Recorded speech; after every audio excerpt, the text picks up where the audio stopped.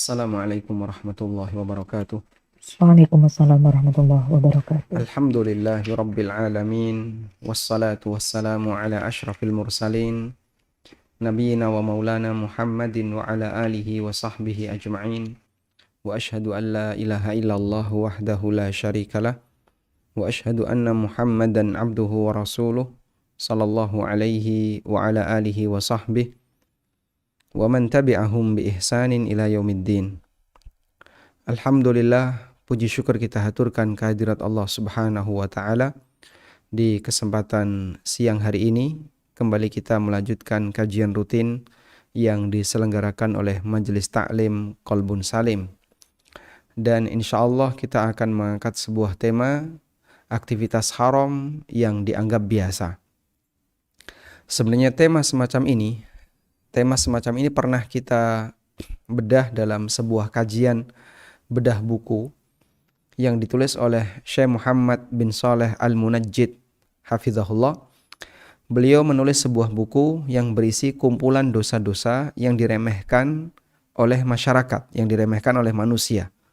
Buku itu berjudul Muharramatun Istahana Bihan Nas, hal-hal haram yang diremehkan oleh masyarakat. Dan sebagai seorang muslim, tentu kita memahami dampak buruk dari perbuatan dosa itu. Apalagi ketika dosa itu sudah menjadi sebuah kebiasaan. Maka ketika orang melakukannya, tidak ada perasaan takut kepada Allah. Sehingga perlu ada peringatan, la'allahum yarji'un, agar mereka kembali kepada Allah Subhanahu wa ta'ala setelah mereka bergelimang dengan perbuatan dosa dan maksiat. Karena itulah kajian yang berkaitan dengan dosa besar diangkat oleh para ulama sejak masa silam. Seperti Adz-Dzahabi dalam karya beliau Al-Kabair, kumpulan dosa-dosa besar. Kemudian juga tulisan yang diangkat oleh Al-Haytami dalam kitab beliau Az-Zawajir. Demikian pula yang diangkat oleh Syekh Muhammad bin Sulaiman At-Tamimi dalam kitab beliau Masail Jahiliyah. Dan untuk saat ini kita akan mengutip sebagian dari perbuatan dosa dan maksiat yang banyak diremehkan oleh manusia. Pertama disebabkan karena mereka tidak tahu, dan yang kedua mungkin disebabkan karena dorongan hawa nafsu atau karena pengaruh yang lain, termasuk diantaranya adalah disebabkan karena pemikiran yang menyimpang. Tayyib. Jamaah dimakan Allah Subhanahu wa taala. Berkaitan dengan sesuatu yang diharamkan oleh Allah. Jumlahnya sangat banyak dalam arti pelanggaran-pelanggaran yang terjadi di masyarakat terhadap aturan Allah sangat sering terjadi. Dan sebagai hamba yang beriman, pertama kita perlu melihat keutamaan ketika seorang hamba itu meninggalkan sesuatu yang diharamkan. Saya akan bacakan beberapa keterangan yang disampaikan oleh para ulama berkaitan dengan keutamaan meninggalkan apa yang diharamkan oleh Allah Subhanahu wa taala. Qala Maimun bin Mihran rahimahullah pernah mengatakan. Beliau salah satu di antara ulama besar. Maimun bin Mihran rahimahullah pernah mengatakan, As-sabru sabran. Sabar itu ada dua. As-sabru 'alal musibah hasanun wa afdalu min dzalika as-sabru 'alal ma'asi. Sabar itu ada dua. Yang pertama, sabar dalam menghadapi musibah. Orang ketika terkena musibah kemudian dia bersabar dengan cara tidak melakukan perbuatan yang menunjukkan kalau dia tidak ridho dengan ketetapan Allah. Hasanun itu satu hal yang baik. Wa afdalu min dzalika, tapi ada bentuk sabar yang lebih afdal dibandingkan itu. Apa itu? As-sabru 'anil ma'asi, yaitu bersabar untuk meninggalkan maksiat. Was-sabiru 'anil ma'asi nihayatuhu ila falahin wa najahin. Karena siapa yang bersabar meninggalkan maksiat, maka dia akan mendapatkan keberuntungan, dia akan mendapatkan kemenangan. Bisa dia jumpai ketika di dunia, dan hasilnya akan dia jumpai ketika di akhirat. Allah Subhanahu wa taala berfirman, "Ya ayyuhalladzina amanu sabiru wasabiru warabitu wattaqullaha la'allakum tuflihun." Wahai orang-orang yang beriman, bersabarlah, wasabiru, dan berusahalah untuk bersabar, warabitu, ya, dan kuatkan tekadmu, wattaqullah, dan bertakwalah kepada Allah, la'allakum tuflihun, kalian pasti akan beruntung. Imam Ibnul Jauzi rahimahullah pernah mengatakan, walau anna syakhsan taraka maksiatan li ajlillah, ketika ada orang meninggalkan maksiat karena Allah, la ra'a thamrata dzalik, dia akan melihat buah dari hal itu. Wa kadzalika idza fa'ala ta'atan, demikian pula ketika orang melakukan ketaatan, dia akan melihat buah dari amal ketaatan yang dia lakukan. Qala Sufyan ats-Tsauri, kata Sufyan ats-Tsauri rahimahullah, "Inda as-sabahi yahmadul qaumu as-suri, wa 'indal mamati yahmadul qaumu at-taqi."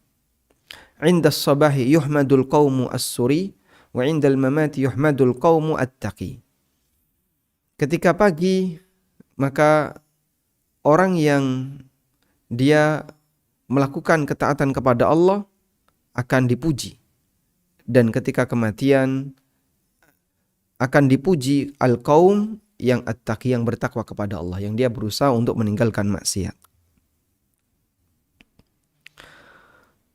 Qala Imam Ibnu Qayyim rahimahullah.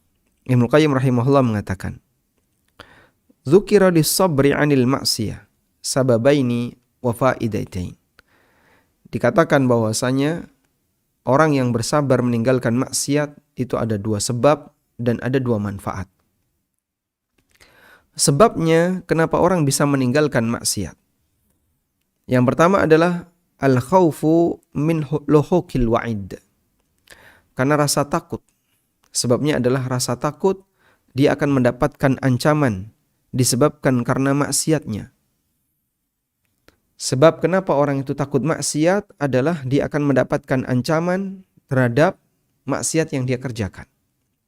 Wathani, dan sebab yang kedua, al-haya'u minar rabbi tabaraka wa ta'ala. Karena rasa malu kepada Allah tabaraka wa ta'ala. Ayyusta'ana ala ma'asihi bini'amihi wa ayyubariza bil adzaimi.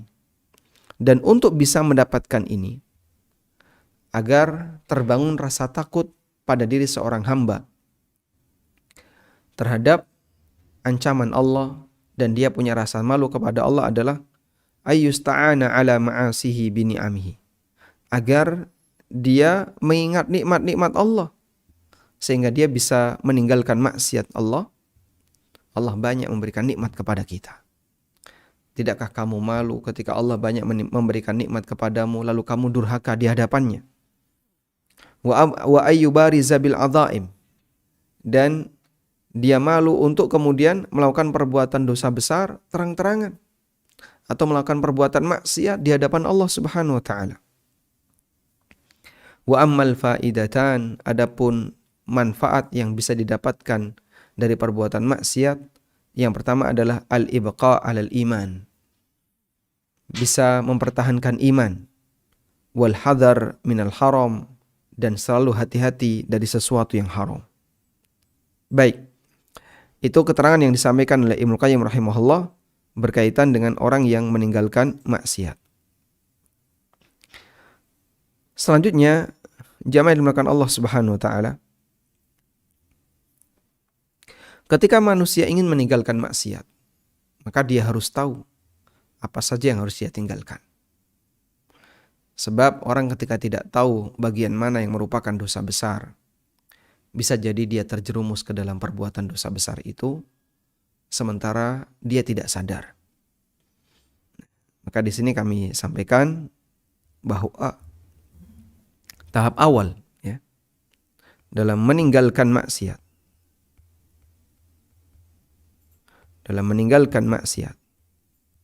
tahap awalnya adalah pahami manfaat besar ketika orang meninggalkan maksiat.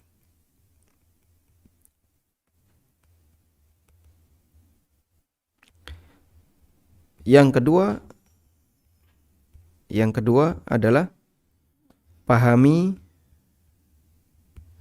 jenis-jenis maksiat, jenis dan bentuk maksiat.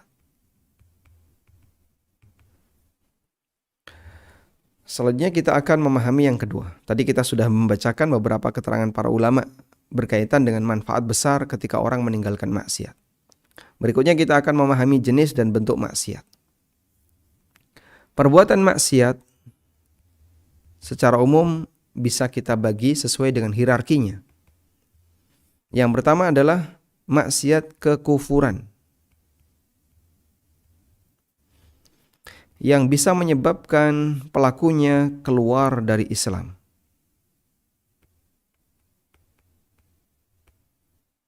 Contohnya apa? Contohnya perbuatan kesyirikan. Contoh yang lain adalah perbuatan kekafiran, di mana orang melakukan perbuatan yang itu menyebabkan dia berstatus keluar dari Islam. Dan maksiat semacam ini jangan sampai terjadi pada siapapun di antara kaum muslimin. Karena Allah Subhanahu wa ta'ala berwasiat agar jangan sampai kita mati kecuali dalam kondisi menjadi seorang muslim. Wala tamutunna illa wa antum muslimun. Jangan sampai kalian mati kecuali dalam kondisi sebagai seorang muslim. Jadi kalaupun kita tidak bisa istiqamah untuk rajin tahajud, tidak bisa istiqamah untuk rajin puasa sunnah, tidak bisa istiqamah untuk rajin ibadah, minimal kita istiqamah untuk menjadi seorang muslim. Wala tamutunna illa wa antum muslimun. Selanjutnya, yang kedua adalah maksiat yang berstatus sebagai perbuatan kufur kecil. Kufur kecil atau syirik kecil. Maksiat yang berstatus sebagai perbuatan kufur kecil atau syirik kecil. Ini adalah perbuatan kekufuran, perbuatan yang disebut oleh syariat sebagai kekufuran atau kesyirikan, namun tidak sampai menyebabkan pelakunya keluar dari Islam. Dan perbuatan ini bisa menghapus amalan yang bercampur dengan syirik kecil itu atau kufur kecil itu.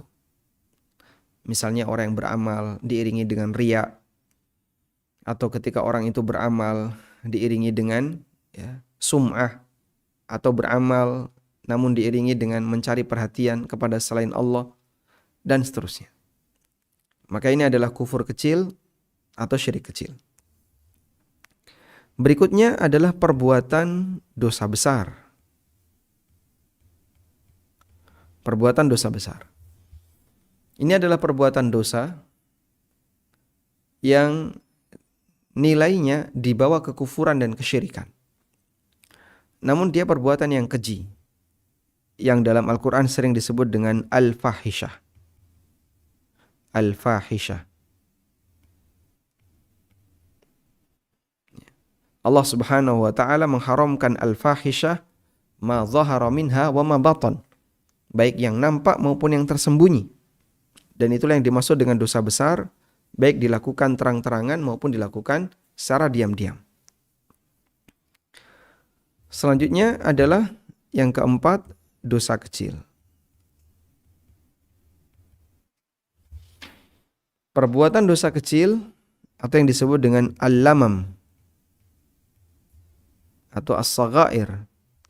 Sebutan di surat An-Najm disebut dengan al-lamam. Perbuatan yang menuai celaan tapi tidak sampai menyebabkan pelakunya terhitung melakukan dosa besar. Namun ini ketika keterusan, maka bisa menjadi dosa besar. Sebab dosa kecil yang dilakukan terus-menerus, maka akan menjadi dosa besar. Baik, pelaku dosa besar ini disebut sebagai orang fasik. Definisi fasik adalah orang yang melakukan perbuatan dosa besar, walaupun hanya sekali, sementara dia belum bertobat. Dan kita berlindung kepada Allah dari seluruh perbuatan dosa yang berpotensi untuk dilakukan oleh manusia.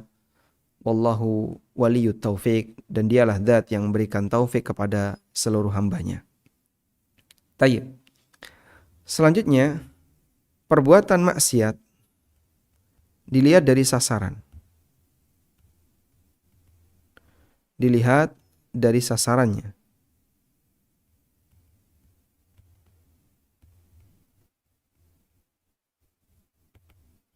Dilihat dari sasarannya, perbuatan maksiat dibagi menjadi dua. Yang pertama, maksiat terkait hak Allah. Yang kedua, perbuatan maksiat terkait hak makhluk.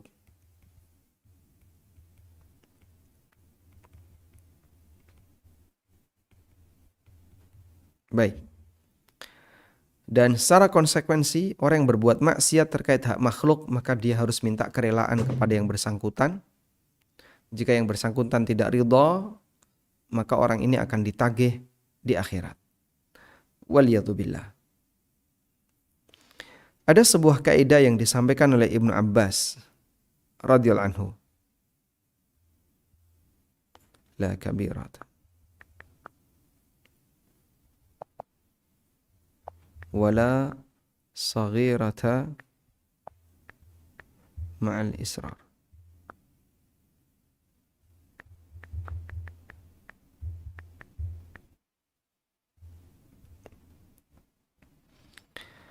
Ibnu Abbas radhiyallahu anhu pernah mengatakan, ada yang menyebutkan ini adalah sebuah hadis, ya. Kalimat la saghirata ma'al israr wala kabirata ma'al istighfar. Hadis marfu dinilai dhaif oleh Ibnu Rajab dalam Jami' Ulum wal Hikam. Faqala, beliau mengatakan, wa ruwiya 'an Ibnu Abbasin, diriwayatkan dari Ibnu Abbas radhiyallahu anhuma annahu qala, beliau pernah mengatakan, la saghirata ma'al israri wala kabirata ma'al istighfar. Tidak ada istilah dosa kecil jika dilakukan terus-menerus, dan tidak ada istilah dosa besar jika diiringi dengan istighfar. Namun ungkapan ini ungkapan yang dinilai dhaif, hadis dhaif, ya. Meskipun apakah itu betul keterangan Ibnu Abbas radhiyallahu anhuma, wallahu a'lam. Karena di sini disebutkan athar yang dari Ibnu Abbas mauquf diriwayatkan oleh Ibnu Jarir dan Ibnu Abi Hatim dalam tafsirnya, dan sanadnya dinilai sahih oleh Syekh Muhammad Amr Abdul Latif. Maka di sini kami katakan kaidah dalam maksiat. Yang pertama, keterangan Ibnu Abbas. Ini bukan sabda Nabi SAW, ya, tapi keterangan Ibnu Abbas. La saghirata ma'al israr wala kabirata ma'al istighfar. La saghirata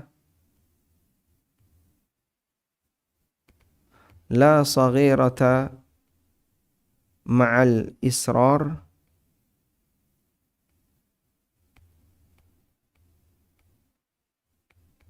tidak ada istilah dosa kecil jika dilakukan terus-menerus. Wala kabirata ma'al istighfar. Tidak ada istilah dosa besar jika diiringi dengan istighfar. Ini keterangan Ibnu Abbas. Yang kedua, ada keterangan yang disampaikan oleh seorang ulama. Coba kita cek namanya, ya. Beliau pernah mengatakan sebuah kalimat yang sangat indah. La tandur ila sigharil ma'asi, walakin indur ila azamati man ta'si.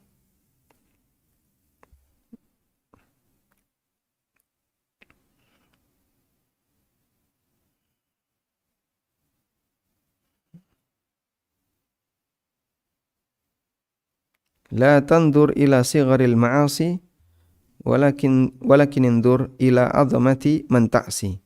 Di sini tidak disebutkan keterangan ulamanya. Jangan melihat kecilnya maksiat yang kau lakukan, tapi perhatikanlah keagungan zat yang kau durhakai.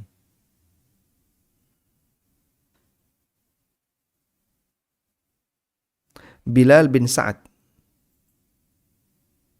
Namanya Bilal bin Sa'ad. Keterangan Bilal bin Sa'ad. La tandur ila sigharil ma'asi walakin indur ila azamati man ta'si. Jangan lihat kecilnya maksiat, tapi perhatikanlah keagungan zat yang kau durhakai. Sehingga orang ketika merasa ini dosa kecil, akhirnya dosa itu diremehkan, perhatikanlah. Jangan melihat kecilnya dosa, tapi lihatlah kepada siapa kau durhaka. Kepada zat yang azim, yang maha besar, Allah Azza wa Jalla. Baik. Kemudian yang ketiga, buku catatan amal tidak meninggalkan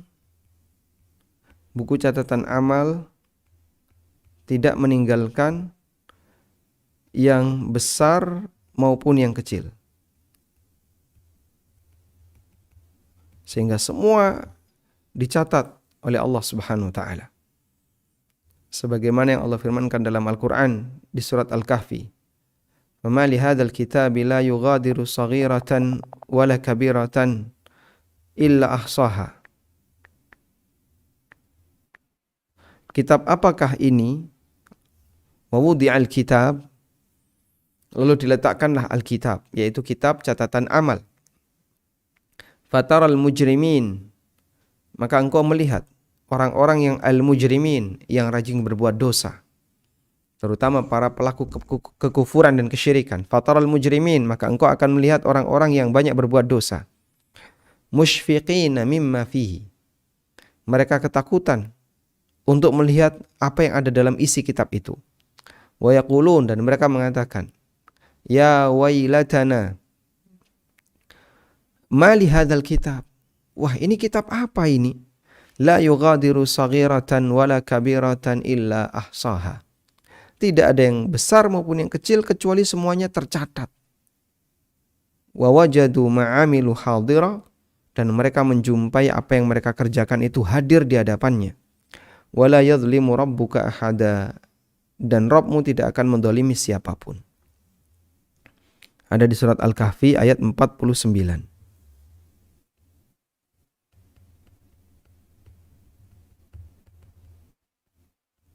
Baik. Inilah di antara beberapa kaidah ya, yang disampaikan baik dari keterangan para ulama maupun dari keterangan dalam hadis berkaitan dengan masalah maksiat. Nah, selanjutnya kami akan sebutkan beberapa perbuatan maksiat dan perbuatan dosa yang secara umum diremehkan oleh masyarakat. Kita hanya sebutkan sebagian ya. Di antaranya adalah perbuatan maksiat dan perbuatan dosa dalam masalah tauhid. Seperti berbuat syirik kepada Allah, beribadah di kuburan, menyembelih untuk selain Allah. Seluruh perbuatan dosa ini perbuatan dosa yang menyebabkan pelakunya keluar dari Islam. Dan Allah haramkan siapapun yang berbuat syirik. Sebagaimana yang Allah firmankan dalam Al-Quran, innahu umay yushrik billah faqad harramallahu alaihil jannah. Siapapun yang berbuat syirik kepada Allah, maka Allah haramkan dia untuk masuk surga. Sehingga kita catat di sini perbuatan dosa besar yang sering diremehkan oleh manusia. Kita awali dari urutan berkaitan dengan hak Allah.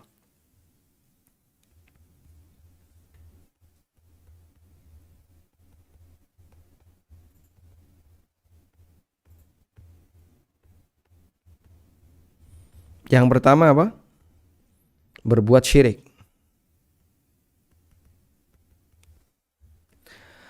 Tidak banyak orang yang sadar akan bahaya syirik. Bahkan sebagian di antara mereka ada yang membela kesyirikan dengan alasan itu adalah budaya. Perhatikanlah bahwa sadar akan syirik itu salah satu di antara sifatnya para nabi. Sampai Nabi Ibrahim alaihissalam berdoa kepada Allah, ya, miliki sadar akan bahaya kesyirikan. Sadar akan bahaya syirik, perbuatan syirik.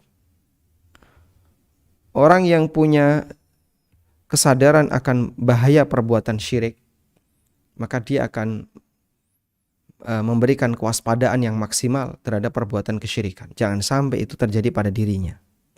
Allah Subhanahu wa taala mencontohkan bagaimana bentuk sadar akan bahaya kesyirikan ketika Allah menceritakan tentang Ibrahim.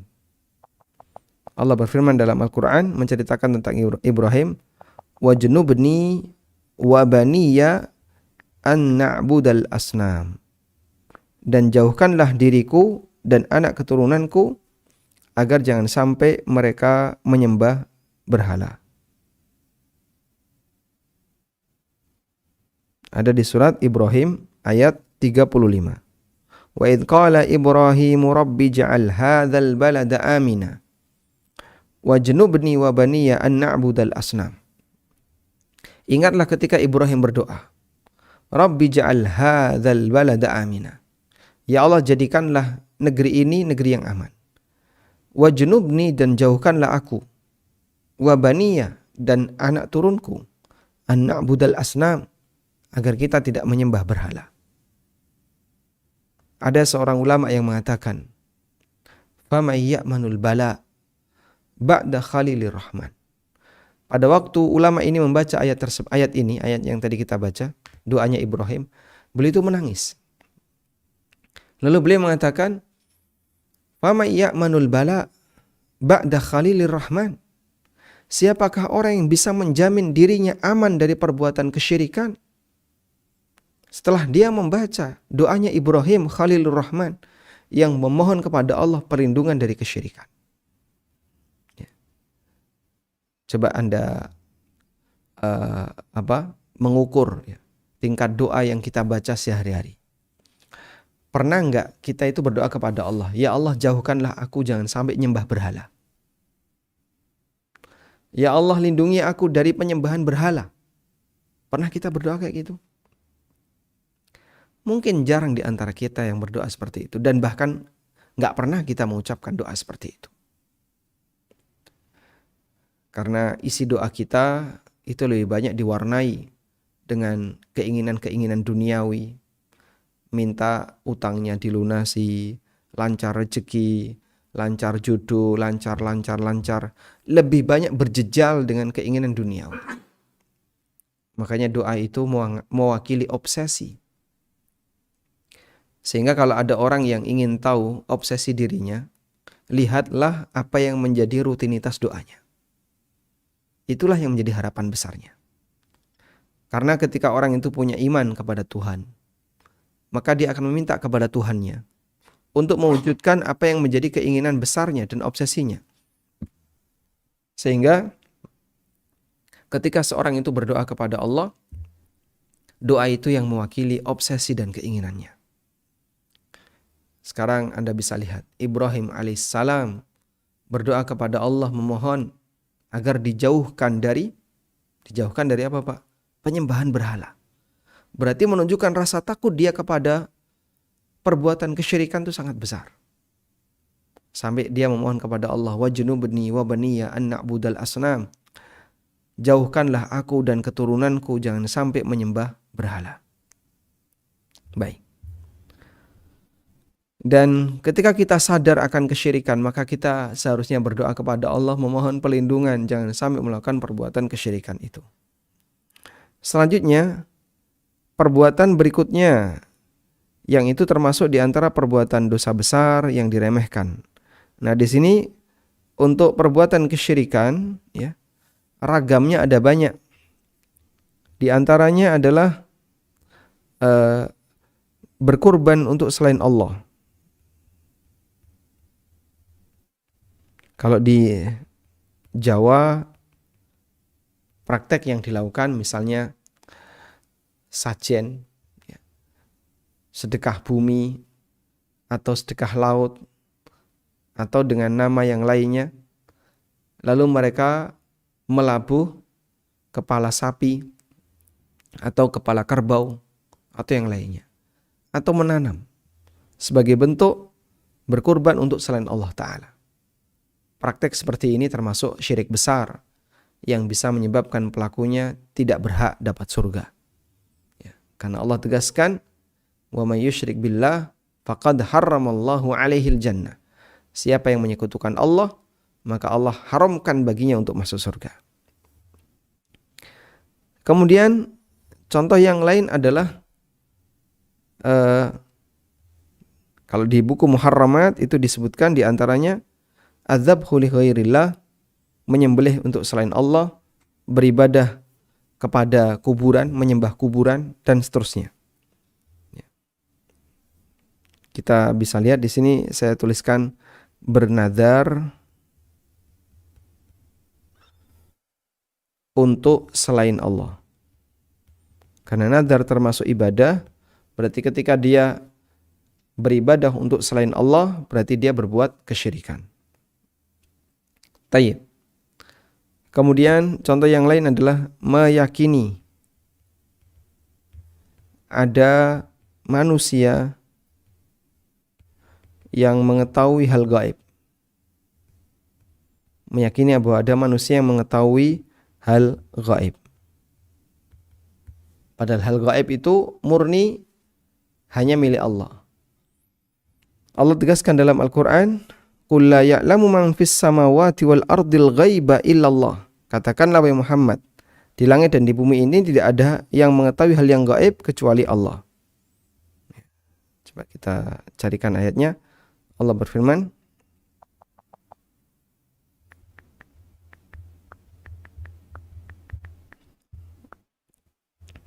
qul la ya'lamu man fis samawati wal ardil ghaiba illallah.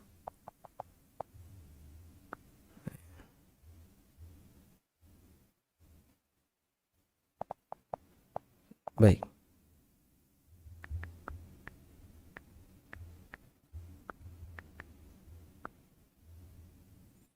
Di surat An-Naml ayat 65 Allah berfirman, qul, katakanlah, la ya'lamu, tidak mengetahui, man, siapapun, di langit maupun di bumi, hal yang gaib, tidak mengetahui hal yang gaib, illallah, kecuali Allah.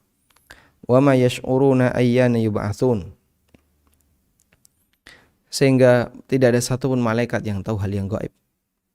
Sebagaimana para nabi tidak tahu hal yang gaib, kecuali hal gaib yang diwahyukan oleh Allah. Sisanya manusia tidak pernah tahu, dan para nabi juga tidak pernah tahu, kecuali kalau diwahyukan oleh Allah Subhanahu wa ta'ala. Maka siapa yang meyakini ada selain Allah yang mengetahui hal yang gaib, berarti dia menyamakan makhluk tersebut, manusia tersebut, dengan Allah Ta'ala dalam hal yang menjadi kekhususan bagi Allah, dan itu syirik akbar. Taib. Selanjutnya, yang kedua, perbuatan kekufuran. Perbuatan kekufuran adalah perbuatan yang bisa menyebabkan keluar dari Islam. Bisa jadi bentuknya bukan syirik. Kenapa bentuknya bukan syirik? Karena tidak ada proses menyekutukan Allah dengan selainnya. Tapi perbuatan dosa itu perbuatan dosa yang mengantarkan kepada keluar dari Islam. Bentuknya bukan syirik. Contohnya apa, Pak? Contohnya perbuatan kekufuran yang bukan kesyirikan. Contohnya istihza. Apa itu istihza? Bersenda gurau. Bersenda gurau. Bersenda gurau kenapa? Bersenda gurau dalam masalah agama. Dia bergurau dalam masalah agama.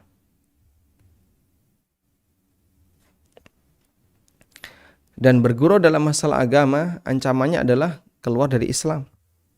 Sebagaimana yang Allah firmankan dalam Al-Quran, Qul abillahi wa ayatihi wa rusulihi kuntum tastahzi'un, qad kafartum ba'da imanikum.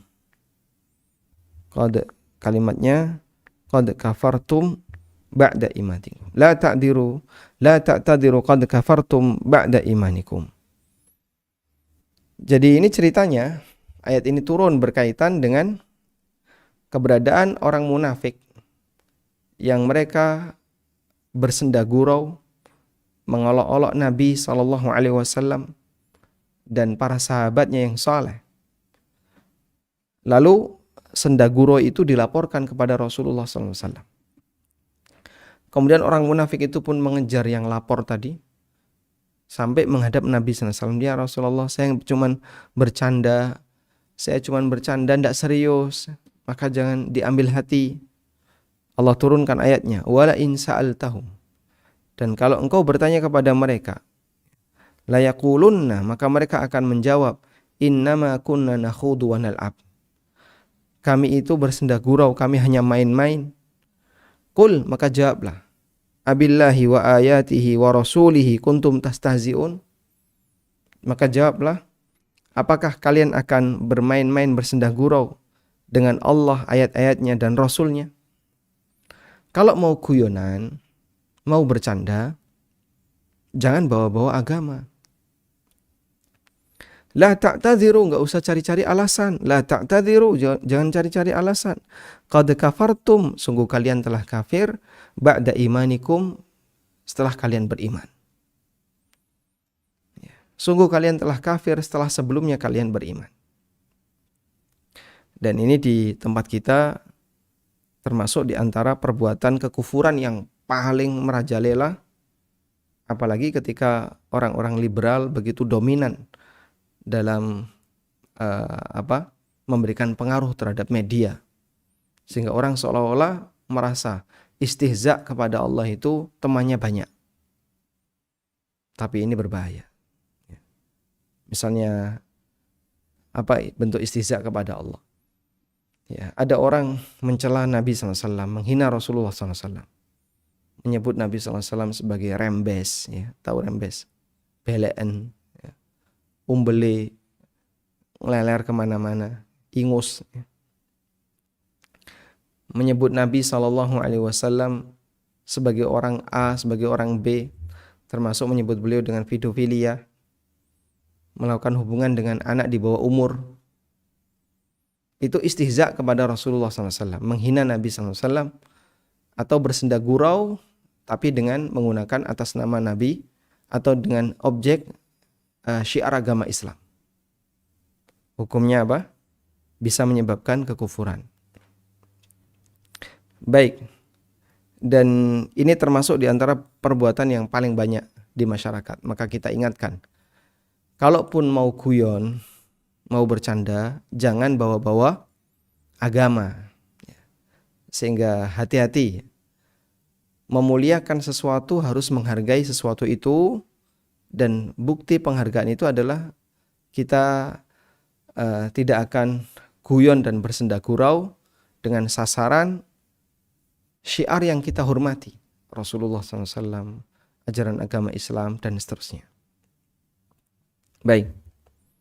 Selanjutnya yang ketiga adalah perbuatan dosa yang kaitannya dengan orang terdekat kita. Perbuatan dosa terhadap orang dekat. Contohnya apa? Nah, misalnya istri atau anak durhaka kepada orang tua, Anak durhaka kepada ortu. Ketika anak durhaka kepada orang tua, maka dia melakukan perbuatan dosa dengan orang dekatnya.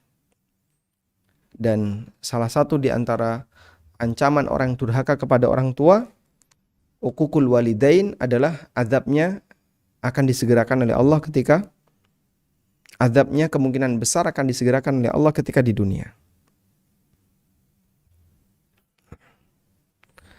Azabu.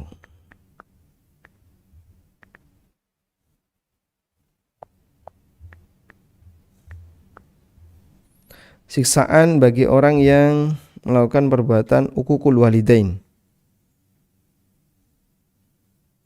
durhaka kepada kedua orang tuanya. Rasulullah sallallahu alaihi wasallam pernah mengatakan dalam hadis dari Abdurrahman bin Abi Bakrah, dari ayahnya yaitu Abu Bakrah, Rasulullah sallallahu alaihi wasallam bersabda, "Ala uhadditsukum bi akbaril kabair." Maukah kutunjukkan kepada kalian dosa yang paling besar? Qalu, mereka menjawab, "Bala ya Rasulullah, tentu." Qala, kemudian Nabi SAW bersabda, "Al-isyraku billah wa uququl walidain." Berbuat syirik kepada Allah, durhaka kepada kedua orang tua. Ini termasuk deretan dosa besar. Dalam hadis yang lain dari sahabat Abdullah bin Amr, ada orang Badui menghadap Nabi SAW. Faqala, lalu Badui ini bertanya, "Ya Rasulullah, mal kabair, apa itu dosa besar?" Qala, beliau menjawab, "Al-isyraku billah," menyekutukan Allah. Qala, thumma madza? Badui itu bertanya lagi, kemudian dosa apa lagi? Qala, thumma uququl walidain. Kemudian durhaka kepada kedua orang tua. Qala, thumma madza? Lalu Badui itu bertanya lagi, lalu apa lagi? Thummal yaminul ghamus. Selanjutnya yang ketiga adalah sumpah palsu. Sumpah palsu. Baik, ini semuanya menunjukkan dosa besar dalam bentuk durhaka kepada kedua orang tua. Sampai kita dilarang untuk menjadi penyebab orang lain mencela orang tua kita. Dan ketika itu dilakukan termasuk bagian dari durhaka. Dalam hadis ini dari Ibnu Abbas radhiyallahu anhuma, beliau menceritakan Nabi SAW bersabda, "Mal'unun, tercela, terlaknat, terkutuk orang yang menghina bapaknya. Terkutuk orang yang menghina bapaknya. Dan terkutuk orang yang menghina ibunya. Terkutuk orang yang menyembelih untuk selain Allah." Ya. Nabi SAW ditanya, "Siapakah orang yang menghina bapaknya?" Lalu Rasulullah SAW bersabda, "Si A menghina bapaknya B." Nah, B nggak terima, akhirnya B balas dengan menghina bapaknya A. Maka itulah yang dimaksud orang yang menjadi penyebab orang lain menghina bapaknya, memperolok-olok bapaknya atau orang tuanya. Baik.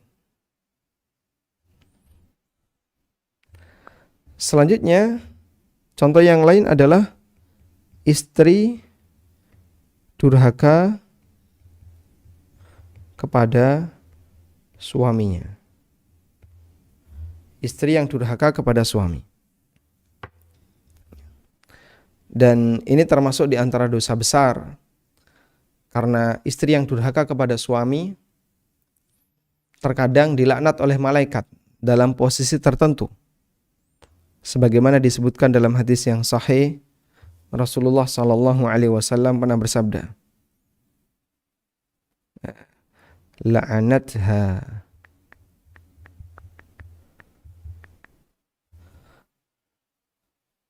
Baik, coba kita lihat hadisnya.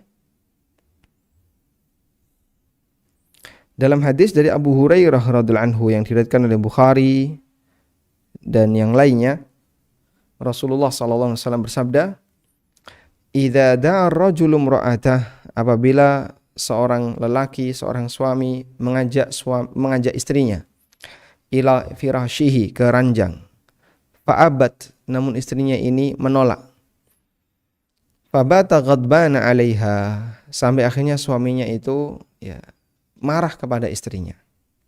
La'anathal malaikatu hatta tusbih.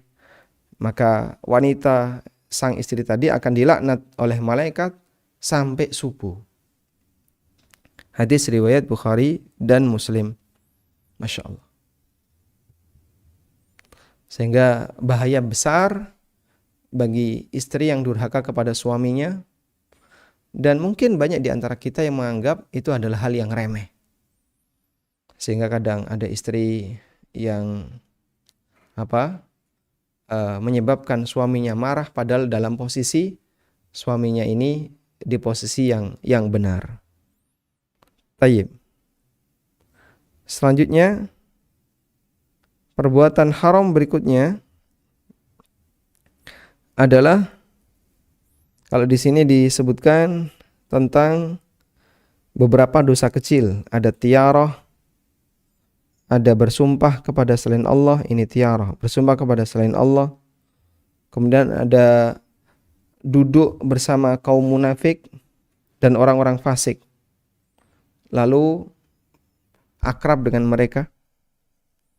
Kemudian meninggalkan tumakninah ketika sholat. Nah, ini termasuk di antara dosa yang sering diremehkan. Ini kalau bila kita tambahkan adalah kedzaliman.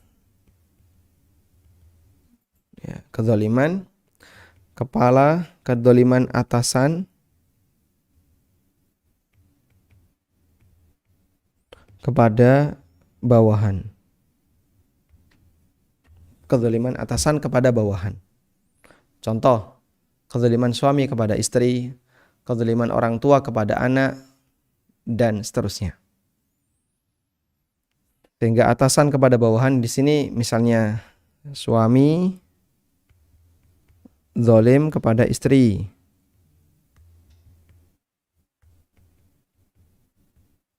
Kemudian ada juga suami atau ortu ya. Ortu zalim kepada anak.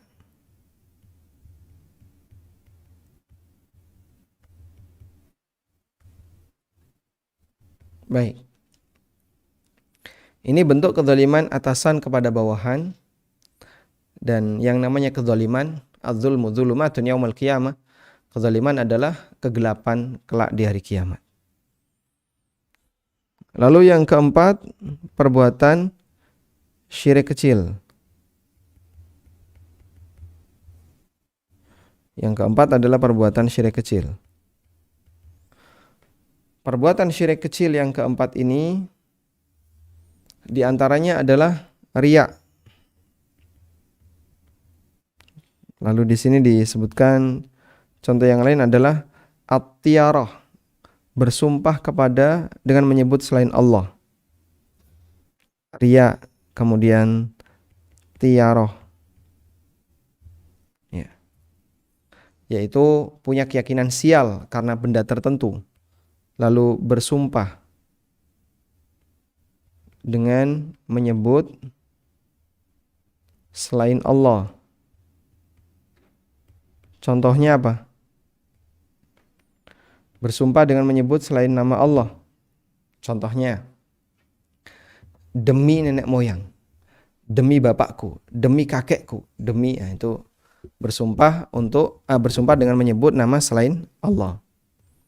Contoh yang lain yang banyak terjadi di masyarakat, demi kehormatanku, aku berjanji. Apa ini? Trisatya apa? Muka dasar dharma atau apa? Demi kehormatanku. Itu adalah bersumpah dengan menyebut selain Allah, dan itu syirik kecil. Nabi SAW mengatakan, man halafa bi ghairillah faqad asyraka. Barang siapa yang bersumpah dengan menyebut selain Allah, maka dia berbuat syirik, maksudnya syirik kecil. Tiarah ini juga cukup banyak terjadi di lapangan. Rasulullah SAW mengatakan, at-tiyaratu syirkun, at-tiyaratu syirkun. Tiarah itu syirik, tiarah itu syirik. Berkeyakinan sial karena sesuatu yang tidak ada hubungannya itu syirik. Misalnya, mau mengadakan hajatan tapi bertepatan dengan tanggal meninggalnya orang tua. itu nggak jadi, batal. Kenapa? Oh, ini termasuk hari pagebluk, hari sial, sehingga tidak boleh dijadikan sebagai hari untuk perayaan tertentu, resepsi tertentu. Kalau dalam masyarakat Jawa ada istilah geblak, ya. Geblak itu hari kematian.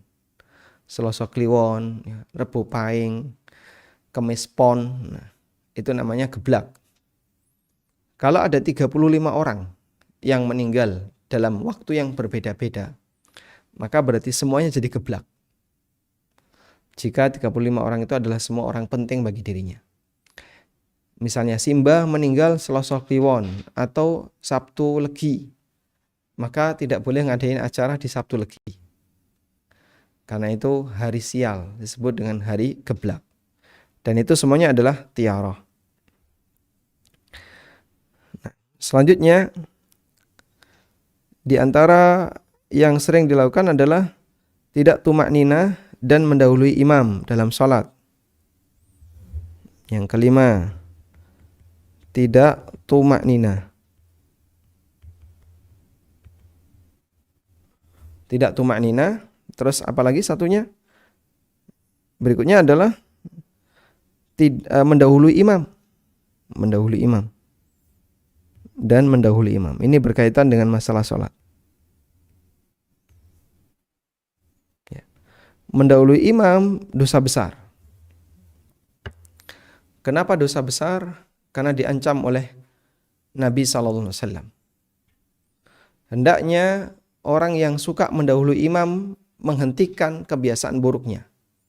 Atau kalau tidak, Allah Subhanahu wa taala akan mengubah wajahnya menjadi wajah keledai.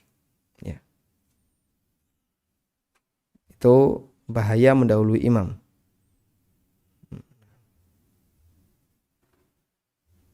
Nabi SAW memberikan ancaman bagi orang yang mendahului imam, sampai beliau sampaikan agar masyarakat itu, umat beliau, menghentikan kebiasaan buruk ini. Surat Al-Himar.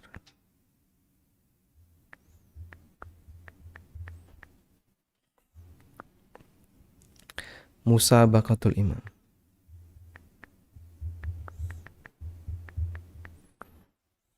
Nah, dalam sebuah hadis, ya, Rasulullah Sallallahu Alaihi Wasallam bersabda,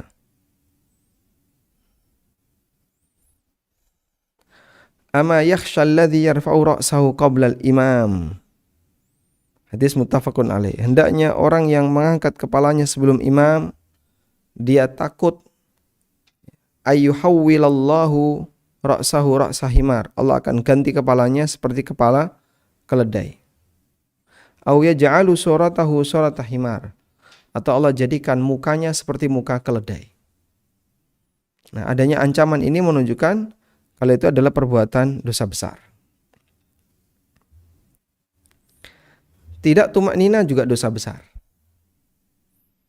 Karena orang yang tidak tumak nina ketika sholat, maka sholatnya tidak diterima, sebab tumak nina bagian dari rukun sholat. Kemudian di antara dosa besar yang lainnya, ya, di sini disebutkan berkaitan dosa besar bagi para wanita, yaitu wanita meminta cerai. Kemudian wanita ini khulwah bil ajnabiyah, berduaan dengan lelaki yang bukan mahramnya. Termasuk diantaranya adalah safar tanpa mahram dan ad-diyatsah.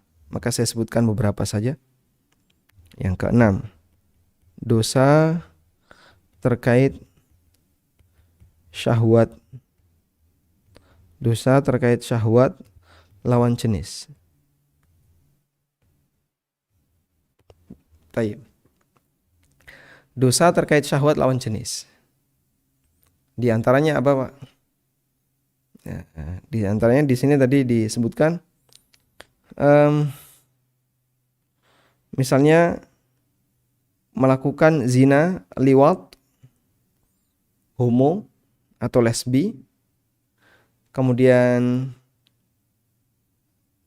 gugat cerai dan seterusnya. Zina dan LGBT. Kemudian yang lain adalah berduaan dengan wanita yang bukan mahram.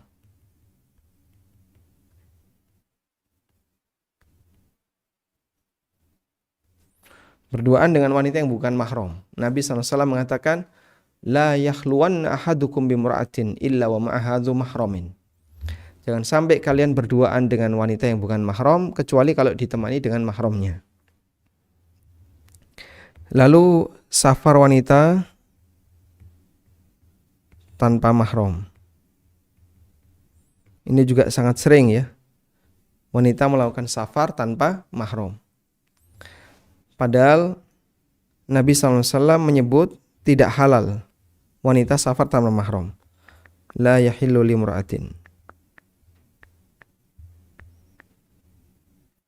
Tidak halal bagi wanita yang beriman kepada Allah dan Rasulnya antusafira untuk melakukan safar sehari semalam kecuali ditemani oleh mahramnya.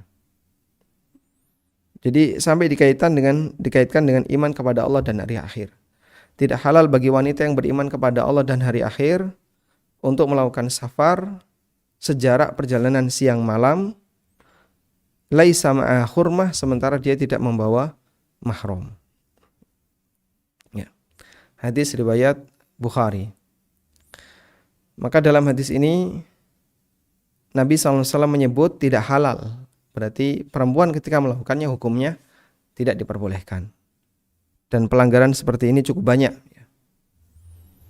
Kemudian memakai parfum ketika keluar rumah. Ketika di luar rumah.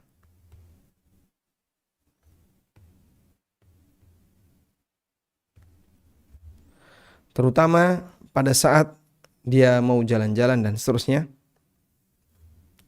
Bagi wanita,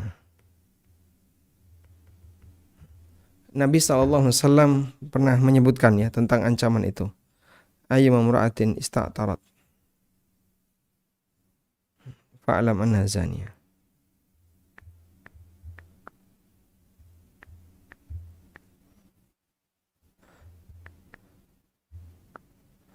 Liyajida rihaha.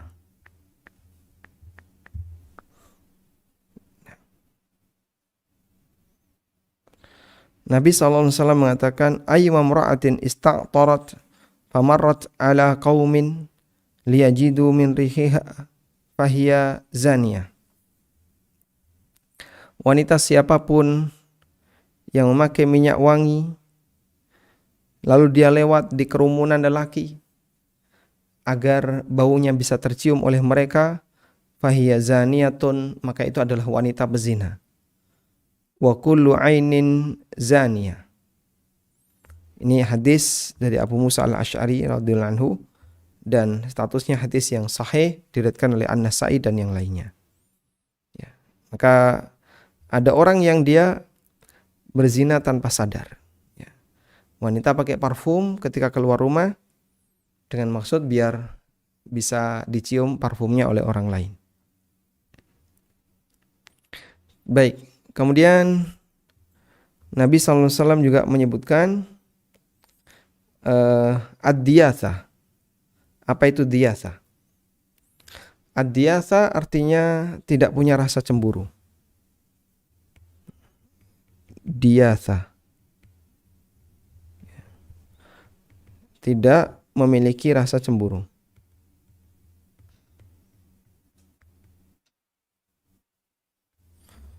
Sehingga lelaki yang diyasa itu membiarkan istrinya tidak jilbaban, membiarkan istrinya boncengan sama orang lain, bagi dia biasa aja. Dan Nabi SAW menyebutkan ya tentang ancaman itu. Ad-dayus alladhi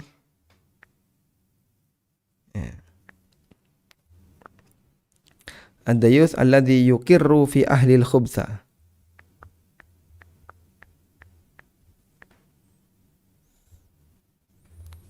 Dalam sebuah hadis yang sahih, Rasulullah SAW bersabda, hadis riwayat An-Nasai dan yang lainnya, Salasatun la yanzurullahu azza wa jalla ilaihim yaumal qiyamah. Ada 3 orang yang gak bakalan dilihat oleh Allah di hari kiamat. Al-aku, durhaka kepada orang tua. Wal mar'atu al-mutarajjilah, wanita ya. Al-mutarajjilah yang bergaya lelaki, wanita tomboy. Wad-dayus, dan ad-dayus. Siapakah ad-dayus? Alladhi yukirul khubtha fi ahlihi, yang mengizinkan keluarganya untuk melakukan tindakan al-khubth, tindakan khabith, yaitu tindakan yang merusak kehormatan, membiarkan istrinya enggak berjilbab, kumpul dengan lelaki lawan jenis, dan dia diam saja. Itulah yang disebut dengan ad-dayus. Wallahu alam, wa sallallahu ala nabiyyina Muhammadin wa ala alihi wa sahbihi wa sallam.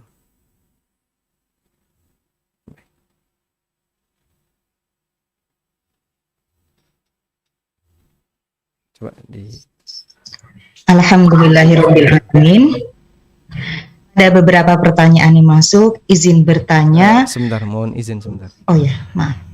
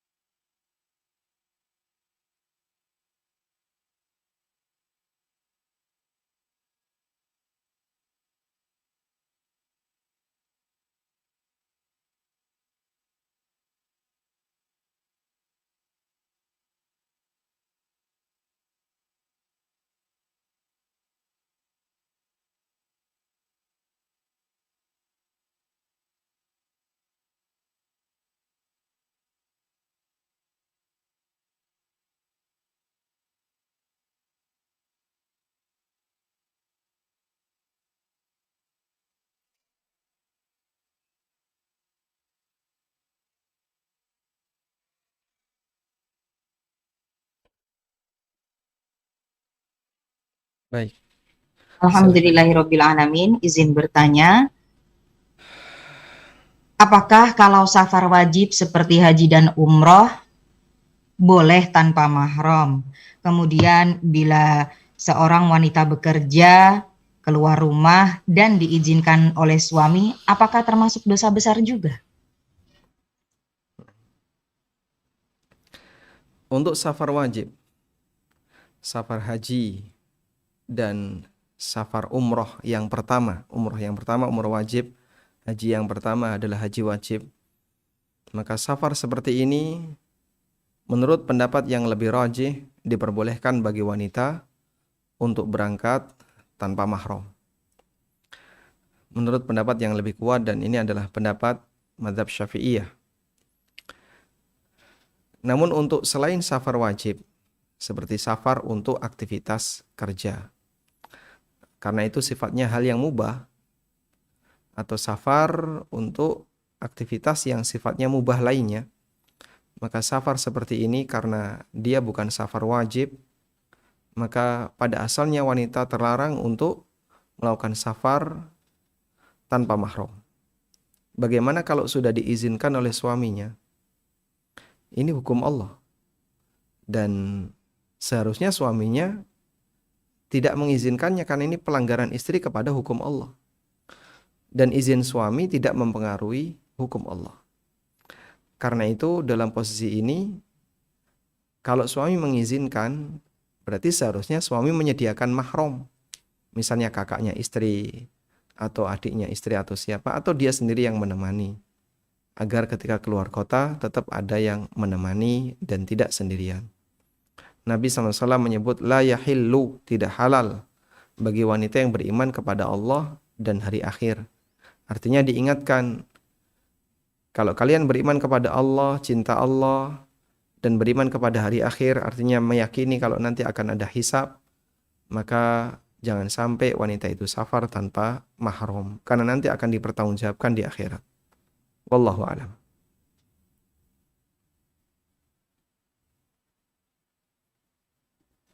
Pertanyaan kedua, apakah mengisi formulir pernyataan atas nama kehormatan diri juga termasuk syirik? Misalnya kami tinggal di sebuah negara ini, di sini diminta KTP harus mengisi formulir pernyataan tidak poligami atas nama kehormatan diri. Apakah itu termasuk syirik, Ustadz? Itu bukan termasuk sumpah ya. Kalimat atas nama diri saya, atas nama. Jadi atas nama di situ adalah pernyataan bahwa yang menyatakan ini saya sendiri. Dan ini saya lakukan dalam rangka untuk menjaga kehormatan diri saya. Insya Allah tidak masalah. Bukan termasuk sumpah dan bukan termasuk bentuk beribadah kepada diri sendiri. Yang tidak boleh adalah bersumpah dengan kehormatan dirinya, bersumpah dengan dirinya, itu termasuk syirik. Dan berbeda antara atas nama dengan bersumpah. Wallahu a'lam. Kepada Ibu Gita Tara Asfari, dipersilahkan dengan singkat dan jelas.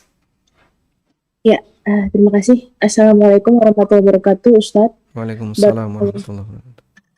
Barakallahu fiik atas segala ilmu yang diberikan. Semoga Ustadz, juga ANB tim serta seluruh umat muslim dalam keadaan sehat selalu dan dalam lindungan Allah SWT. Amin. Walakum bimithlin. Amin. Afwan, izinkan saya bertanya. Saat ini karir saya berfokus di bidang sumber daya manusia, seorang human resources di beberapa organisasi di mana selalu berhubungan dengan interview kandidat yang akan di-hire. Dan setelah sesi interview selalu diberikan sesi review atau penilaian internal yang kami diskusikan dengan leader dan tim.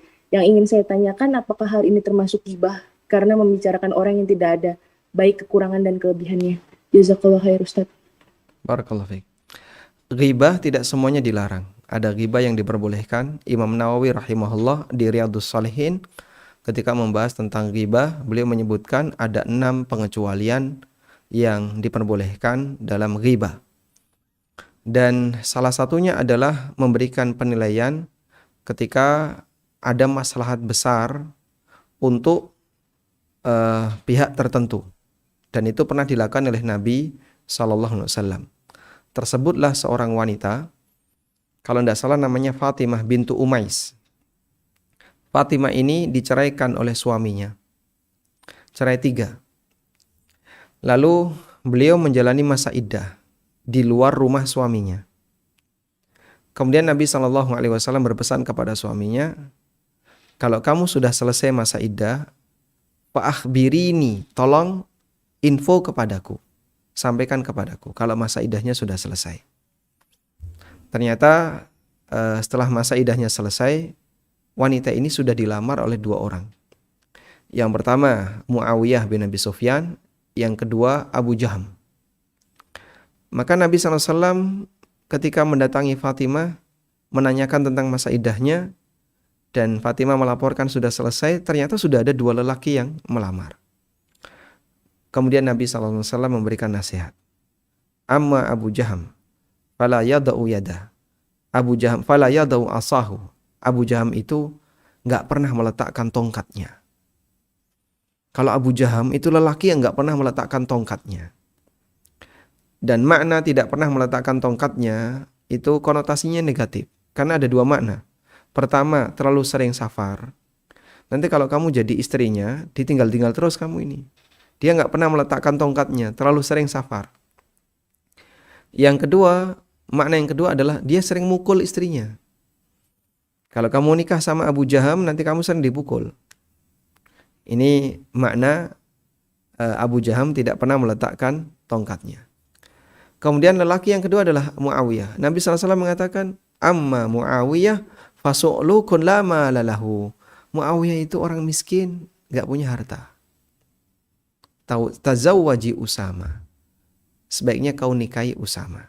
Kau menikah dengan Usama. Jadi maksud Nabi SAW meminta kepada si Fatimah bintu Umais, bukan putri beliau ya, agar setelah selesai masa iddah segera lapor. Tujuannya adalah mau dinikahkan dengan Usama bin Zaid. Ternyata sudah ada dua lelaki yang lapor. Nah, Nabi SAW ngasih nasihat, lelaki dua ini punya kekurangan. Kekurangan A apa, kekurangan B apa. Maka membahas itu untuk kemaslahatan bagi pihak yang meminta saran, hukumnya boleh.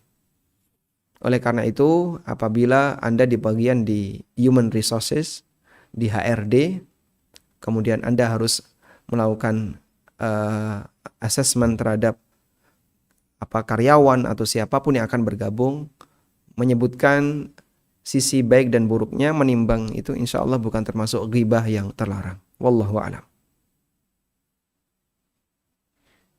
Izin bertanya Ustadz, mohon kejelasannya. Bagaimana arti safar sehari semalam dimaknai dengan benar? Apakah jika perjalanan kurang dari sehari semalam tidak termasuk safar yang diharuskan dengan mahram? Arti safar sehari semalam menurut ukuran di zaman Nabi SAW, bukan menurut ukuran sekarang. Kalau kurang dari sehari semalam gimana Pak Ustadz? Misalnya berangkat jam 6 subuh dari bandara ke bandara, balik lagi ke bandara. Jam 6 sampai jam berapa? Jam 10. Itu bisa perjalanan 4 jam itu kemana? 4 jam itu perjalanan dari Jakarta ke Papua misalnya. Terus sampai di Jayapura jam 12 sudah take off lagi. Jam 12 balik lagi ke Jakarta. Itu kan belum ada sehari semalam. Kira-kira gimana? Jakarta dengan Papua itu sudah safar atau belum? Sudah. Nah, yang dimaksud sehari semalam maksudnya adalah perjalanan di masa silam. Nah, perjalanan di masa silam sehari semalam itu adalah batasan jarak safar, yaitu kurang lebih 80 kilo. Maka kalau seorang wanita melakukan safar sejauh 80 kilo minimal, maka tergolong musafir dan dia harus didampingi dengan mahram. Wallahu a'lam.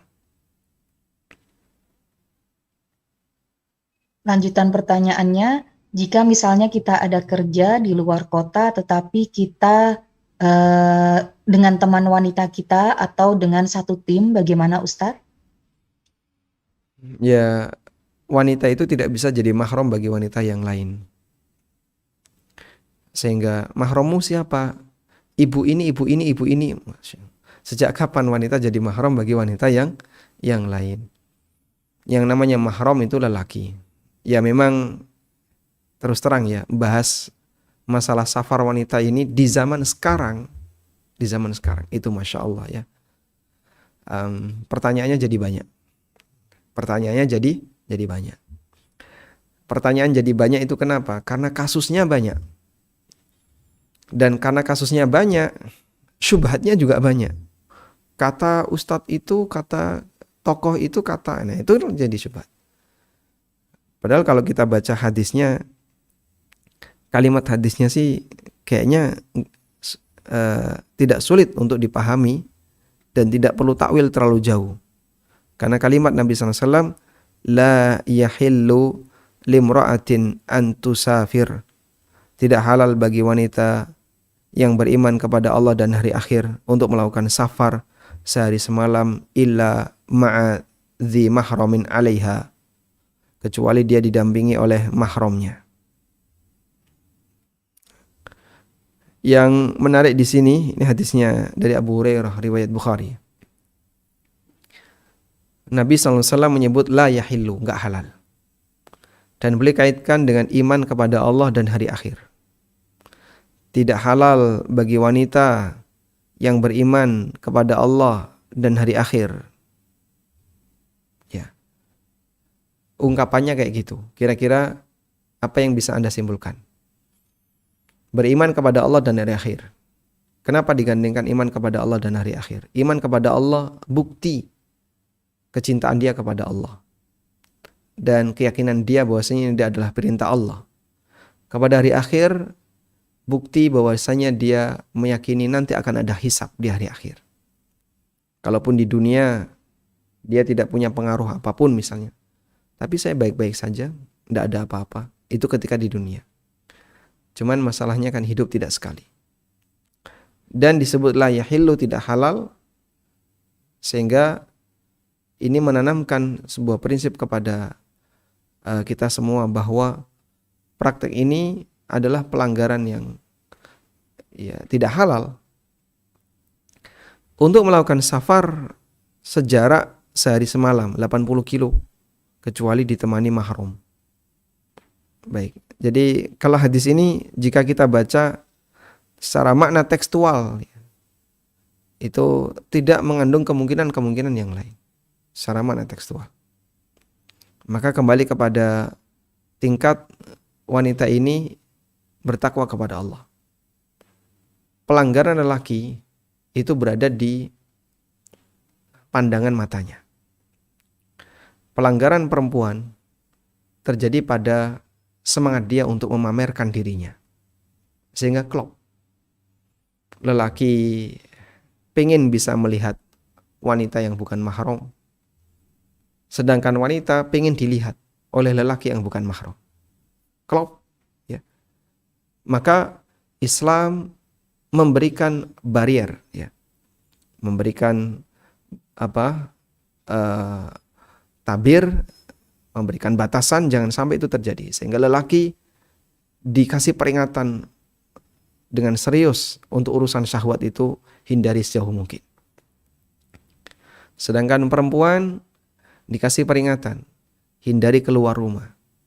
Makanya perintah Allah dalam Al-Quran untuk wanita disuruh apa? Wanita waqarna fi buyutikunna wala tabarrujna tabarrujal jahiliyatil ula wa ati'na allaha wa aqimna salata wa atina zakata wa ati'na allaha wa rasulah.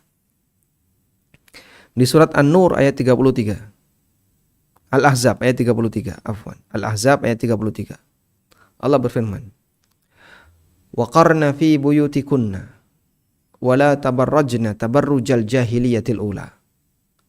Tinggallah kalian di rumah kalian dan jangan melakukan tabarruj seperti tabarrujnya orang jahiliyah. Kenapa tinggal di dalam rumah diiringi dengan larangan tabarruj? Karena wanita ketika sudah punya hobi keluar rumah pasti tabarruj. Kan tidak mungkin dia keluar dengan penampilan yang kurang indah untuk dipandang. Maka dia pun dandan dan kadang ditambah dengan pakai parfum. Sehingga ketika kerja sampai ada teman di Jakarta yang tanya, Ustadz gimana ya? Saya kalau naik motor tiba-tiba dibalap ibu-ibu, dibalap gadis-gadis. Terus ya dibalap kan biasa sih dibalap. Ya dibalap, cuman kan orangnya nggak ngerokok. Kalau dibalap orang yang ngerokok kan kena asap rokok. Nah ini dibalap dengan orang yang pakai parfum. Ya, bisa jadi suasananya lebih mengerikan dibandingkan dibalap oleh yang ngerokok. Kalau dibalap orang yang ngerokok, terciumlah bau rokok. Mencium bau rokok dosa nggak? Enggak. Yang ini dibalap oleh ya cewek-cewek yang pakaiannya kayak gitu pakai parfum. Suasananya akan berbeda. Dan yang tanya ini masih bujang kan. Imajinasinya terus berkembang gak karuan. Itulah yang terjadi pada manusia. Sehingga ada kerjasama, ya, simbiosis antara maksiat satu dan maksiat dua. Oleh karena itu kita berusaha bertakwa kepada Allah. Fattaqullaha mastata'tum. dengan menjaga kehormatan masing-masing.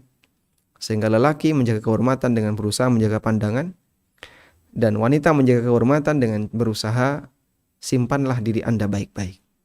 Wallahu a'lam.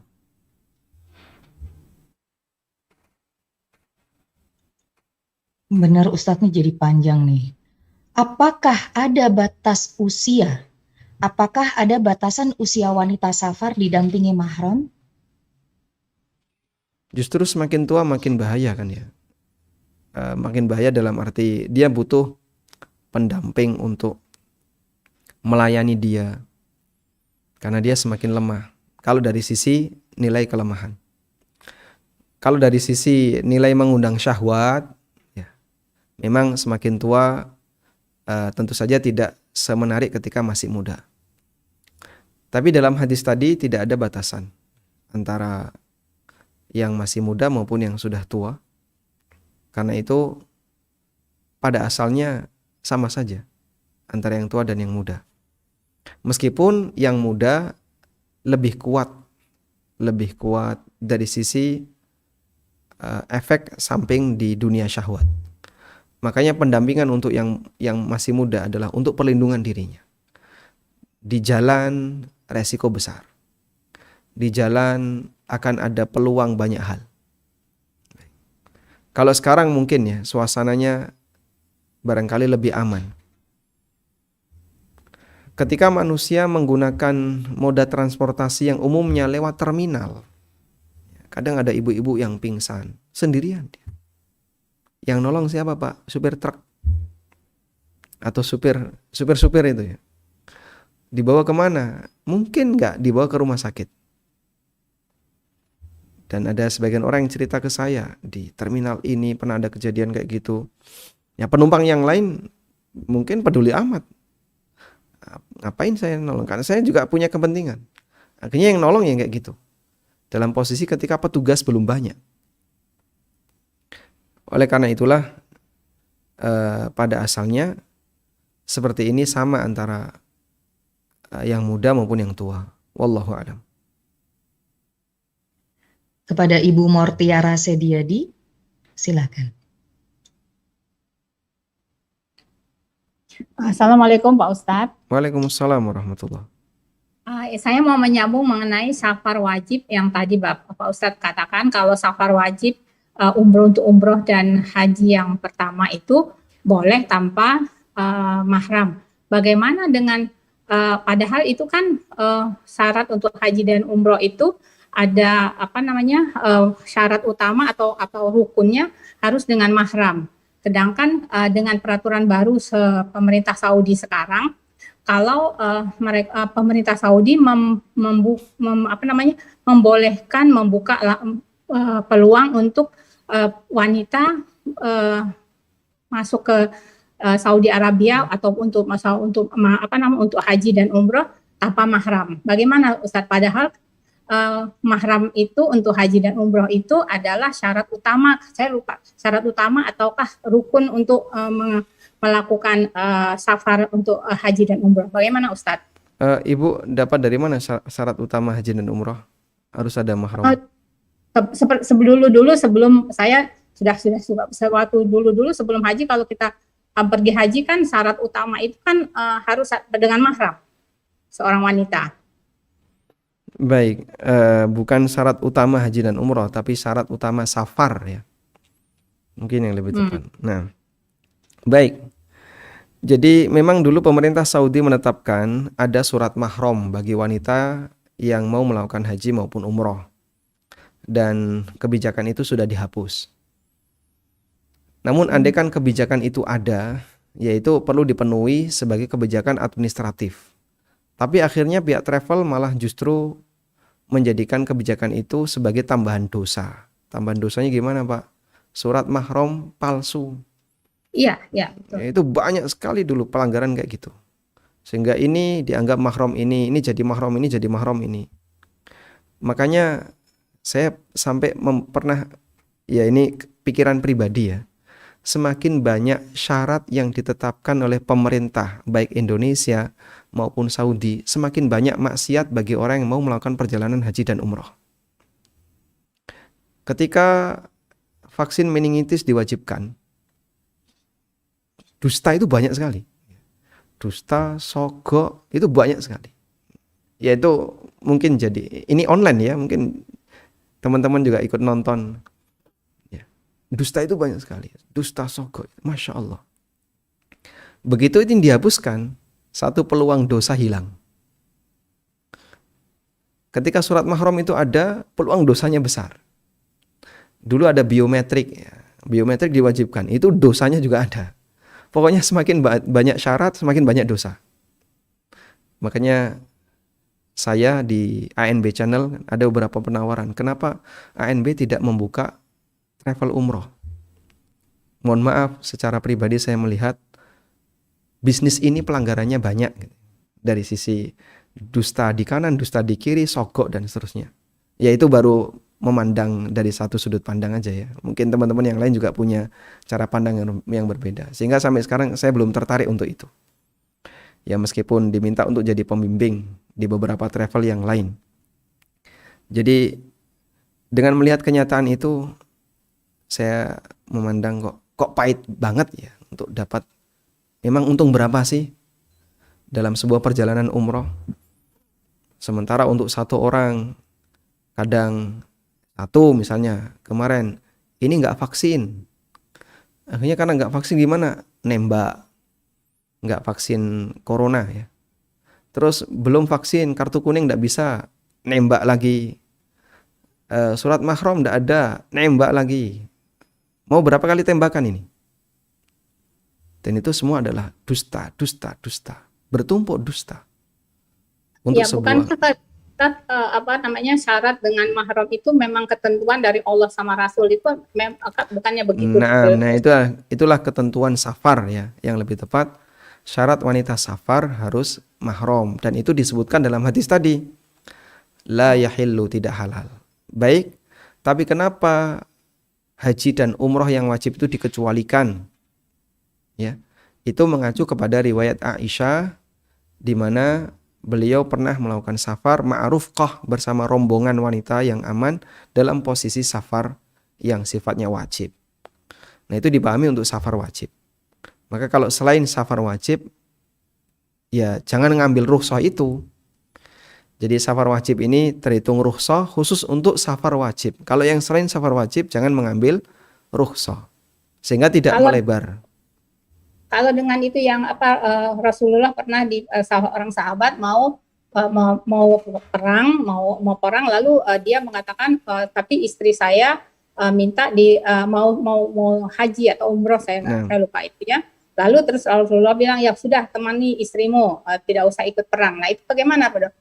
Kita ikut Allah atau maksudnya perintah Allah untuk safar atau pemerintah Saudi gitu? Gimana di situnya perbedaannya jadinya? Ibu jangan menganggap bahwa pemerintah Saudi menganjurkan safar haji dan umroh tanpa mahram. Bukan menganjurkan. Tapi pemerintah Saudi dalam urusan haji dan umroh itu bukan cuma kepentingan negara ini tok. Dan mereka juga mengcover masukan dari negara-negara yang lain. Nah, mengingat dalam sebagian madhab menyebutkan bahwa wanita haji dan umroh boleh tanpa mahram jika haji dan umroh wajib, maka untuk mengcover itu keputusan surat mahram tadi dicabut. Jadi bukan pemerintah Saudi menganjurkan ya, beda kan? Kalau menganjurkan mari haji dan umroh tanpa mahram tidak apa-apa, itu menganjurkan. Tapi ini tidak, dibolehkan. Dulu nggak boleh, harus ada mahram. Namun mengingat ada masukan bahwasanya dalam mazhab ini boleh safar tanpa mahram untuk haji dan umroh dan yang wajib. Nah, dalam posisi itu mereka kan tidak hanya kepentingan satu negara, tapi juga kepentingan negara yang lain. Begitu. Jadi hukum Allah tetap akan kita usahakan untuk ditegakkan. Dan bagian dari aturan itu yang dikecualikan adalah safar wajib, seperti safar wanita hijrah, itu safar wajib. Ada beberapa sahabiyat yang ketika hijrah meninggalkan Mekah menuju Madinah tanpa mahram. Karena mahramnya kafir, suaminya kafir, mahramnya kafir. Ya. Terus gimana ini? itu safar wajib. Karena kalau tidak dia bertahan di Mekah, justru bisa lebih berbahaya. Maka mereka melakukan safar dari Mekah menuju Madinah tanpa mahram. Dan itu salah satu di antara dalil safar wajib boleh tanpa mahram. Di antaranya safar hijrah. Wallahu a'lam. Izin bertanya, kalau ada ibu-ibu yang keluar rumah sendiri untuk keperluan belanja ke pasar atau membeli keperluan rumah tangga, apakah termasuk dosa dan harus memerlukan mahram? Kalau tidak jarak safar, Anda di Bogor terus safar di Bogor juga, Jakarta safar itu bukan safar ya. Di Bogor lalu keluar rumah di area Bogor, Jakarta di area Jakarta, itu bukan safar. Sehingga ibu-ibu antar jemput anak yang tinggal di Jogja, antar jemput anak, nggak mungkin kan? Anaknya sekolah di mana? Tinggal di Jogja, sekolah di Solo. Itu safar tiap hari ya. Tapi kan nggak mungkin. Alhamdulillah. Ya, dikumulai selimalakum. Jadi dalam posisi ini, kalau keluar belanja,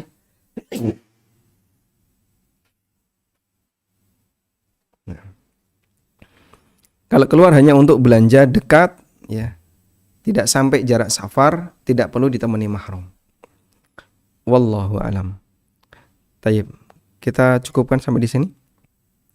Alhamdulillahirabbil alamin. Mohon maaf sebelumnya kepada Bapak Ibu yang masih belum bisa pertanyaannya saya bacakan ataupun bertanya langsung kepada Ustadz.